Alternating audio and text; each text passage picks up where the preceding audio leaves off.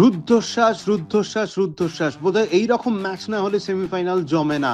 এবং এমন একটা সেমিফাইনাল যা বহু যুগ ক্রিকেট প্রেমীদের মনের মধ্যে গাঁথা হয়ে থাকবে, যেখানে 253 রানও নিরাপদ নয়, মাত্র 7 রানে ইংল্যান্ডকে হারিয়ে ফাইনালে উঠল, টি-20 বিশ্বকাপের ফাইনালে উঠল ভারত।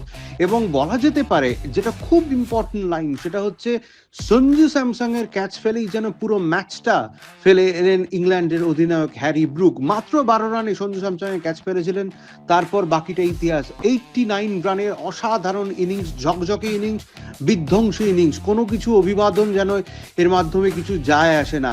এবং আরেকটি নাম বলতেই হবে, সেটা হচ্ছে শিবম দুবে। দারুণ ইনিংস খেলেছেন, 50টা ভুল বোঝাবুঝির জন্য হার্দিক পান্ডিয়ার সঙ্গে রান আউট হয়েছেন তিনি, 50টা মাঠে ফেলে এসেছেন।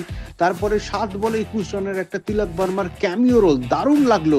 হার্দিক পান্ডিয়া দারুণ ব্যাটিং, সব মিলিয়ে জমজমাট ব্যাটিং ছিল, যেন মনে হচ্ছিল খুব ইজিলি ভারত ম্যাচটা জিতে যাবে। কিন্তু ভারতের বোলিং নিয়ে এবার বোধহয় ভাবতে হবে, বুমরা ছাড়া সবার বোলিংকে নিয়ে ভাবতে হবে। বরুণ চক্রবর্তীকে খানিকটা দিশেহারা লেগেছে।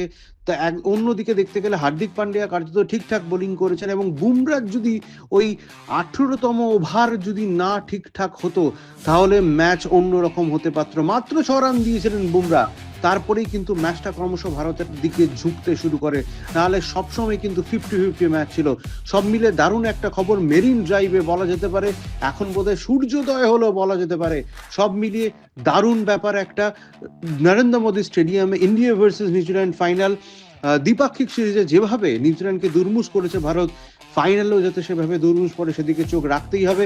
তবে সেম টিম খেলানোই আমার মতে ভালো বলে মনে হয়, এবং আরও উন্নতি করতে হবে ফিল্ডিংয়ে এবং বোলিংয়ে। ব্যাটিং দুর্দান্ত, ঈশান কিষান দারুণ একটা নক খেলেছেন, এটা বলতেই হবে। সব মিলিয়ে দারুণ জয়, দুর্ধর্ষ একটা ম্যাচ দেখা গেল ক্রিকেট প্রেমীদের মধ্যে থেকে যারা দেখলেন। এবং আবার অপেক্ষা একটা মাত্র ম্যাচ, হয়তো 2টো বিশ্বকাপ পরপর কেউ জেতেনি, এরম একটা সুযোগ ভারতের সামনে রয়েছে ভারতের মাটিতে। আমরা অপেক্ষায় থাকবো সূর্যকুমার যাদবের হাতে যেন সেই ট্রফিটা আবারও ওঠে। আরও দেখতে থাকুন, আরও খবরের জন্য, আরও আপডেটেড খবরের জন্য অবশ্যই ফলো করুন, সাবস্ক্রাইব করুন অর্পণ অ্যাঙ্গেল।